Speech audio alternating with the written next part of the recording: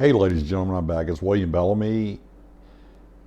If you like what I have to say, like, subscribe, make some comments. If you don't like what I have to say, go ahead and hit dislike and tell me what you disagree with what I'm saying. That's the best way to support the channel. I mean, it's growing much faster than I thought it would. But now I'm really hungry to move even farther into this.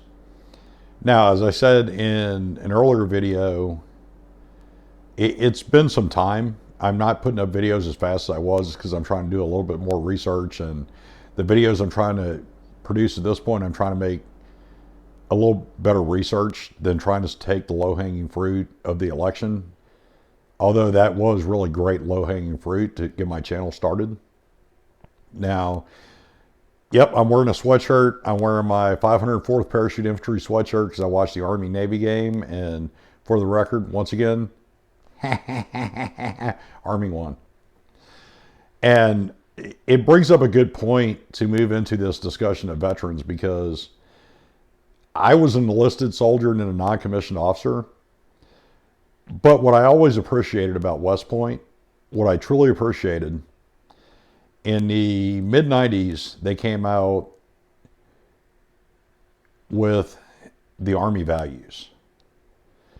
And I don't have an issue with the Army values. I just think the Army values were stated by West Point when it was founded.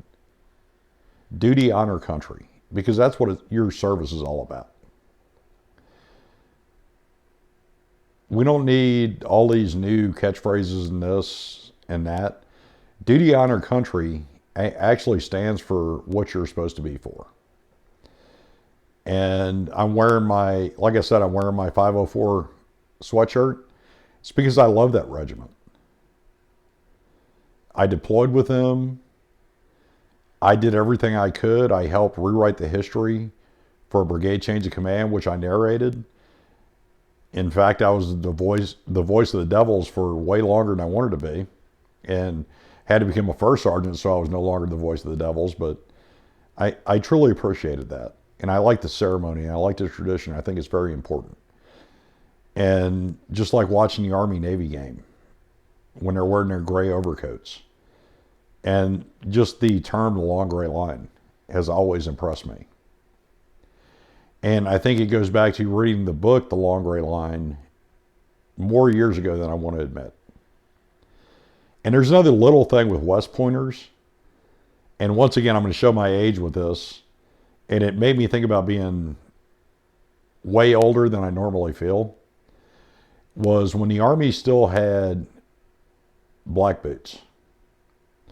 Now, in a box in my storage room, I still have a pair of jungle boots that I wore for in the field way longer than I really want to think about. And I still have the jump boots I bought when I was a private. And I bought them before I even went to airborne school because I knew I would graduate. But I still have them, and they're old. They're way older than I want to admit in this video, so I'm going to leave that part alone. But I always prided myself on how well I could shine boots. Because the saying was, your boots are shined when you could tell the color of somebody's eyes in your boots. And for the record, even working at the prison, I accomplished that. So it's a small point of pride, but as an enlisted soldier and as a non-commissioned officer, West Pointers, on a daily basis, that's how their boots looked when he came to work as a lieutenant or a captain. I always respected that because that's paying attention to detail. And those small details are what helps you succeed or fail in life. Now move that into modern times, that's going to Iraq and Afghanistan and seeing the copper wire for an improvised explosive device. So just think about that. Now, as far as veterans, I know a few veterans, but very few that were in the same position as me when I left the military, where the decisions I made put me in a position where I had basically about a month and a half to figure out my future. And honestly, I had never given that much thought to retirement because I love what I did. And through some successes and failures, I figured it out along the way. But what I will say is, and ACAP will tell you the same thing in the Army, and the Marines, the Air Force, and Navy have the same type of programs. Start thinking about it a year to 2 years out. One of my fellow first sergeants at the NCO Academy knew he was putting in his retirement paperwork to retire at exactly 20 years. And he had a plan. Because I'm so smart, I didn't have a plan. I figured it out along the way, and I've been successful in what I've tried to do. But I could have been much more successful had I thought it through like he had.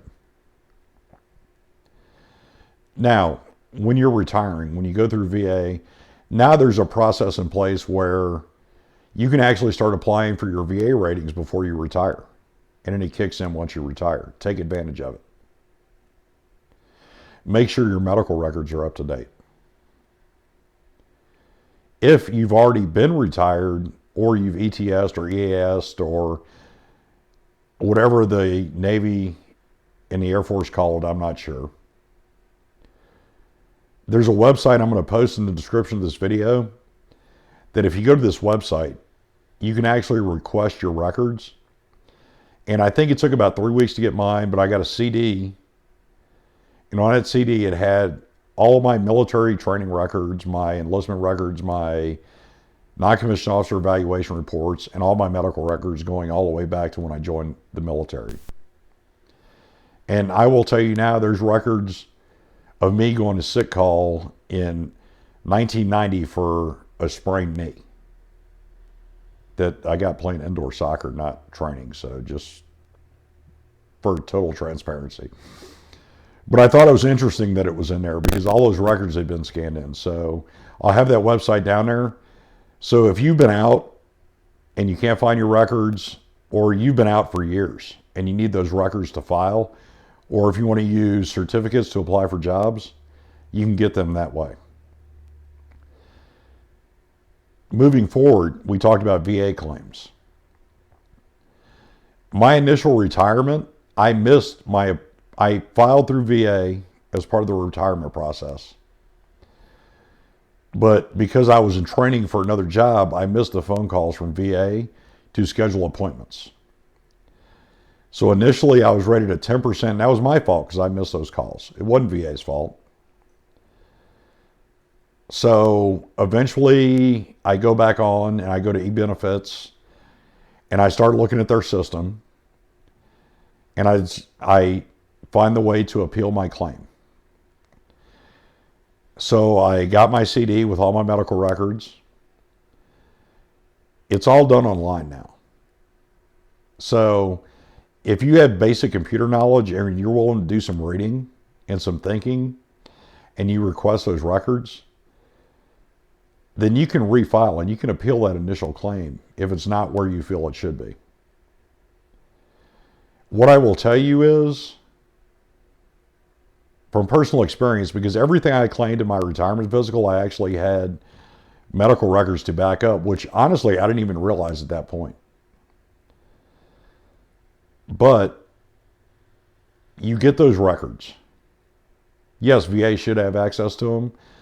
But when you file your appeal, go ahead and print, rescan, and add those documents to your appeal. Get letters from your spouse, your ex-spouse if they're willing, from friends, from fellow soldiers or Marines or airmen or sailors that saw what happened, that were around you when these things happened. Get those statements from them to add into your appeal and then file it. And when you go to your appointments, be honest. My hearing test was kind of like my last couple of hearing tests while I was still on active duty of, was that a beep? Was that not a beep? Was that a beep? Was that not a beep? But it's a legitimate issue I have. And I didn't have that issue when I joined the Army at 18 years old. But I've been blessed with the fact that the VA hospital here that I go to here in Missouri is a great hospital.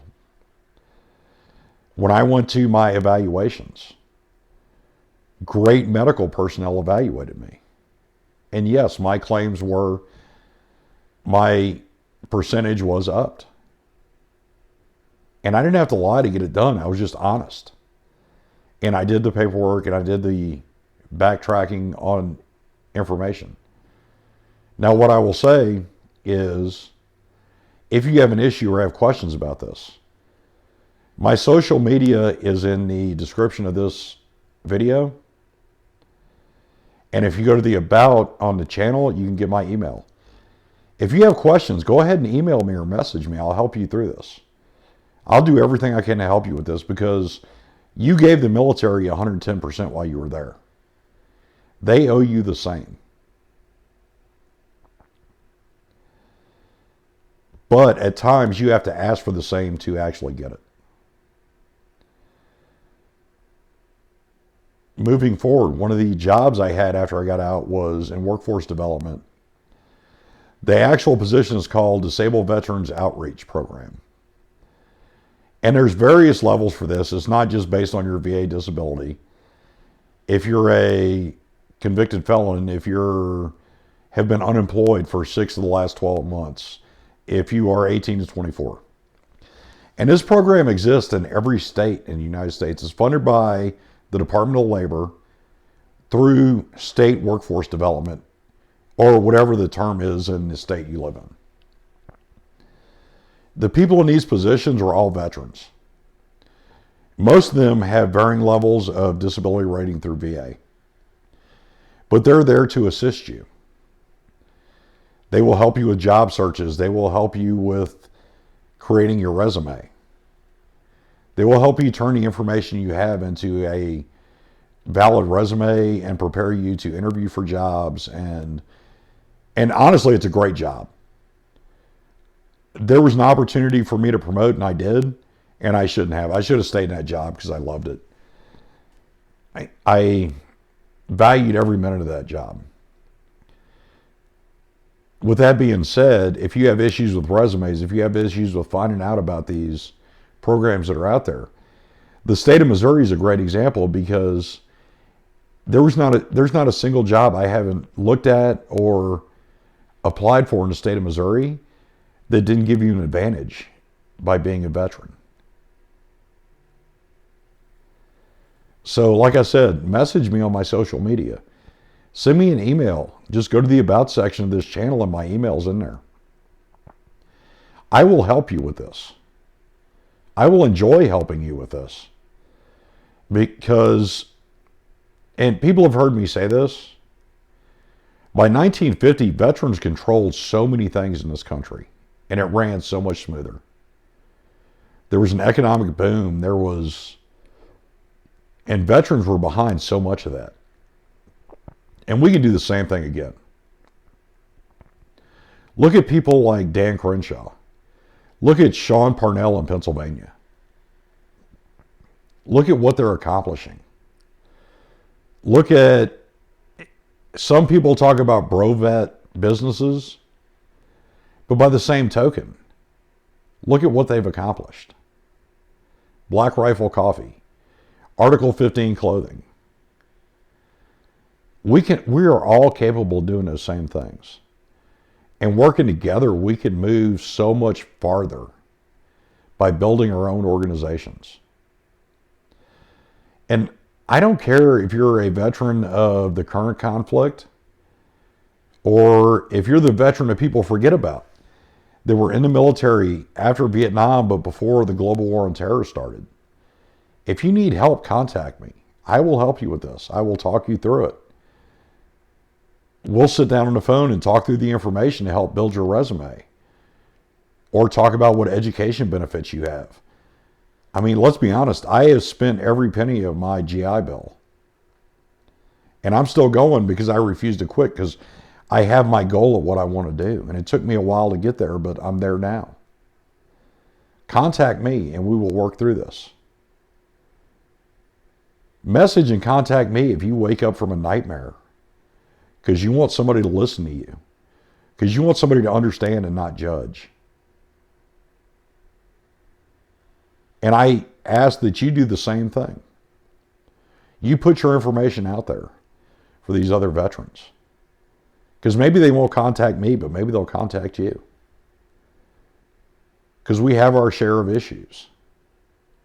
But if we work together, we'll get through it.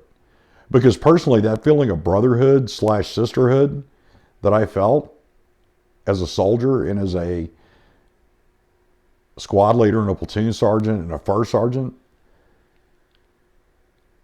I haven't felt that in any civilian jobs I've had. But by working together, we can rebuild that feeling and we can be successful. And by doing that, we can reduce the suicide rate. We can reduce the incarceration rate. We can reduce the addiction rate. Because we're there to help each other. Ladies and gentlemen, if you like what I have to say, please like, subscribe, make comments. If you disagree, go ahead and hit dislike and tell me why in the comments. Whether you like what I have to say or don't like what I have to say, then hit the notification bell. So that way you know when I put out a new video. And if you agree, then you can watch it and you can like and make comments. If you dislike it, then you know it's out there to hate on. I'm okay with that too. But like I said, in the description of the video, you have my social media sites. My Patreon is there, as well as going to the About section for the channel. You have my email. So if you have questions, you need assistance, if you have friends that need assistance, give them this information. With that, everybody have a great evening. Remember, Army beat Navy again. That's a great thing.